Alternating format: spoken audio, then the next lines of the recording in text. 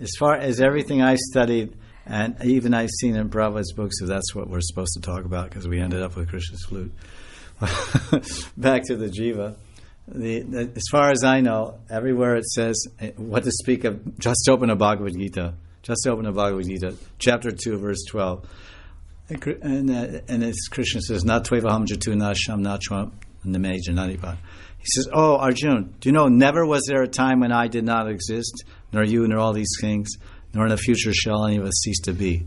So that one verse, 2:12, proves there's no such thing as creation, and there's no such thing as death. Everything is eternal. And that Krishna says, "Arjun, I can remember all of my births. Bahoni me vyavatitani," and it goes like this. But you can't, because you change your body and then you forget whatever. But I'm God. I remember past, present, and future for eternal time. So there's no such thing as creation. There's no such thing as in the beginning. No. So our brain only functions in causality. Yeah. Causality. A plus B equals C. Yeah. There's a cause. If there is an effect, if there must be a cause. You have a cold. Why do you have a cold? There's a cause. The result is I'm sick. And I have certain symptoms of that. Fever, no appetite, sore throat, whatever. So now, what is the cause? Then the cause is, bacteria or virus, or my husband's sick, I got sick. You can trace the cause. This is the world we live in, cause and effect. But that's why it says the Karna Samudra. This side of the Karna Samudra is Maya Jagat. This is in the Bhagavatam. It's called causal ocean. Have you ever heard this term? Yes? It's called Karn. Karn means cause. Karn Samudra, the ocean of cause. You cross that ocean, then you go to Vaikuntha.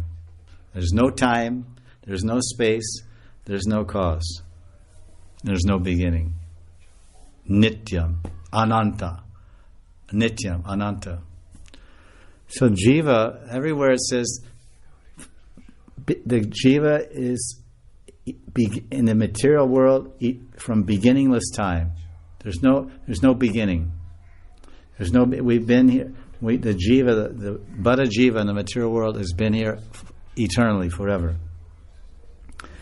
If God is merciful, then we can get out and go to the spiritual world, and we don't come back again. Bus. Because how is it we're there and you can leave there and come here? Because everywhere it says once you go there, you don't come back. Yeah. Where's the logic in that? Gita 15:6, there's 4 or 5 verses in Gita that say when you go there, you don't come back. Chapter 4 verse 9, chapter 15 verse 6, 3 or 4 other ones. When you come to me, you don't come back. Janma karma chametavam evam yovati tatvata tyaktva teham padarama janma punar vijina janmate. It's in 4:9. So you understand my transcendental activities and pastimes, Arjun. Then when you die, punar janmana vidyate. There won't, vidyate means there will not be. There'll not be punar, another birth. And in 15:6, for one having gone to the spiritual world, he never returns. So this whole idea that we are in heaven and we fell down from heaven, that's a Christian idea. It's a Muslim idea. So probably, some people, to give some kind of broader, compassionate view of the presentation, would say that Prabhupada changed the philosophy to get people in the door. Half price sale, come, everything half price. So people come in the shop, what's half price? And they're looking, is this dress? No, those dresses aren't half price. They're full price. What is half price? These socks here. Socks? But this is summertime. Who wants socks on half price? Your sign said half price. Only the socks are on half price. They do like that. So once you get in the door, anyway, let me buy that dress, and then you buy it. So this is to get people in the door of bhakti. Prabhupada extended the philosophy, but that may be okay. I don't accept that so well. But that's one justification altering or modifying or changing the Siddhanta to expand, but that can have its negative effect, because people may feel like, oh, I came in here and with all these impressions and understandings of tattva and philosophy, and after 10 years I find out that they've been distorted or changed or not quite clearly presented, so now I'm a little doubtful and I'm a little confused, and I'm not really sure what the actual truth is, if that truth can even be defined clearly anyway. So when you start becoming curious to pursue and find the truth, then you look to the original scriptures, the Vedanta Sutra, the Bhagavatam, Gita, and you seriously study in the commentaries and the books of our across the board recognized acharyas. So across the board means throughout the Gaudiya Sampradaya, which is vast, millions of people are involved. Most everyone will accept that the six Goswamis' writings, six Goswamis and Vishwanath Narottam, Baladev Vidibhushan, these are the judges. Like in America, they have something called Supreme Court, and Supreme Court is not one judge. There's like 8 or 9 judges. Okay, so some big case, big legal case, it's in the district court. Then it goes to the circuit court. Then it goes to the state court. Then it goes to appeals. There's different levels. Then finally it goes to the Supreme Court. That's the last court, final judgment. So these 8 or 9 judges sit there and hear these big cases. So for us in Gaudiya Vaishnavas, and at some point you have to decide, well, all these acharyas are saying this, and this acharya is saying that. You have, as you grow in Krishna Bhakti, you develop your discrimination and knowledge and everything by Guru's grace. And so you may inquire. So how is it? The book is saying this, but all the acharyas and their writings are saying this. And then maybe someone will give you an explanation like I gave you, which I've heard over the years, that bend or change the philosophy to expand the preaching, and these type of terms are used. So that may be justified or not. Every individual will have to decide and rate that. But someone who wants, what is the truth? He'll have to make a decision, because sometimes acharyas, they kind of modernize everything, or they liberalize everything, or in their attempt to explain or expand, maybe they even change or present new ideas which aren't in the tradition or aren't in the traditional shastras by the recognized authorities. So therefore,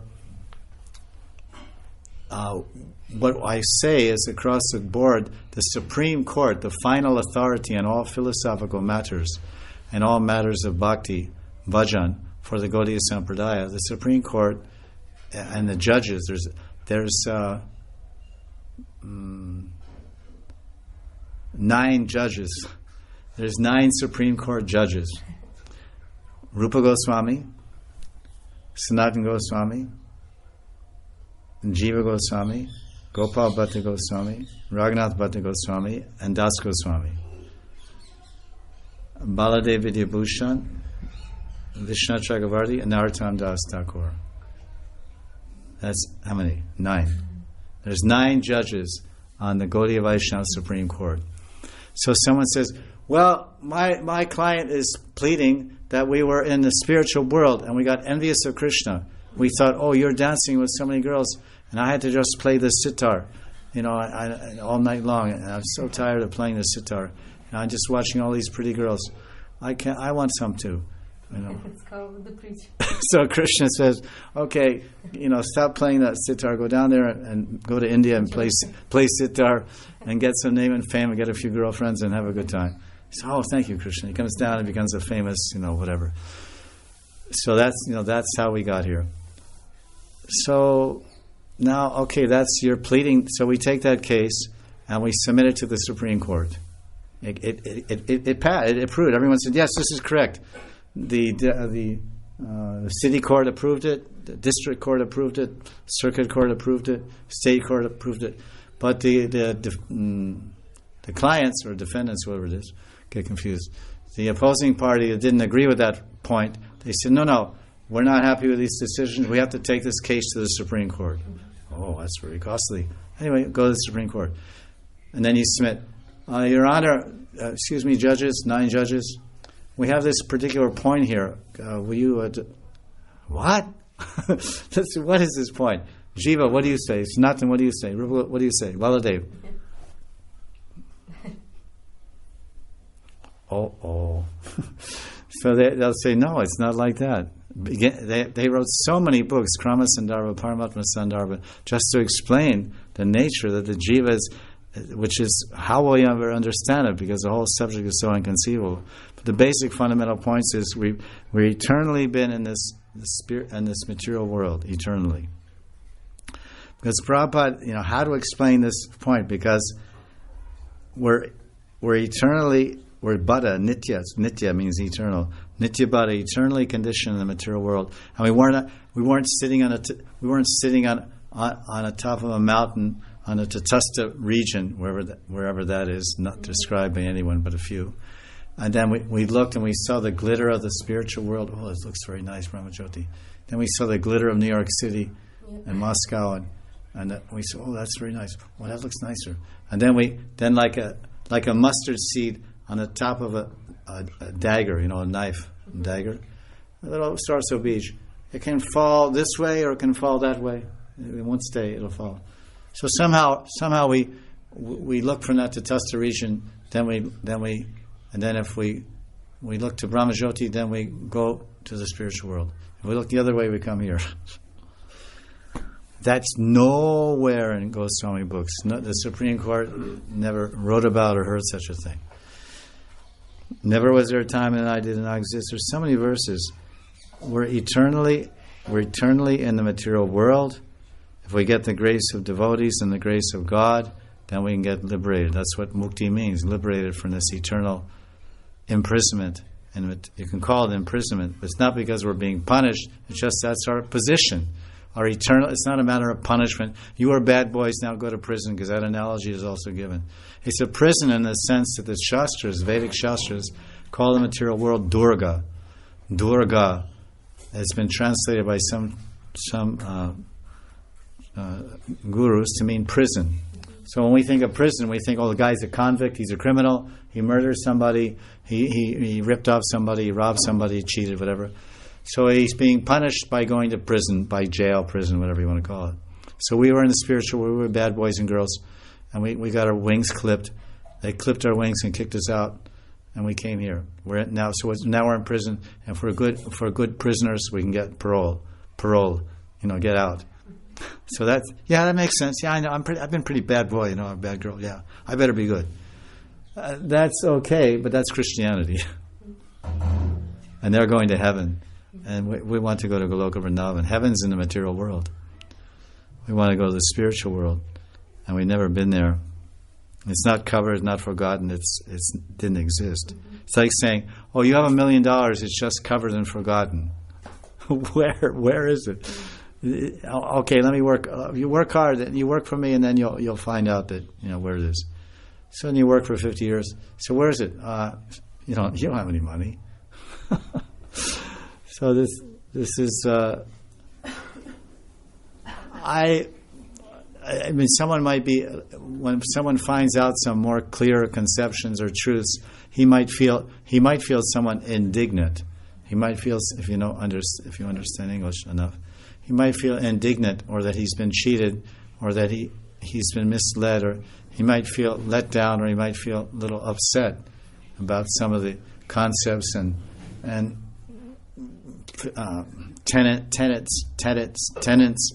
and philosophy that he's been taught and learned and read and studied for a large part of his life. Even that could be the response, kind of a negative or judgmental or angry response.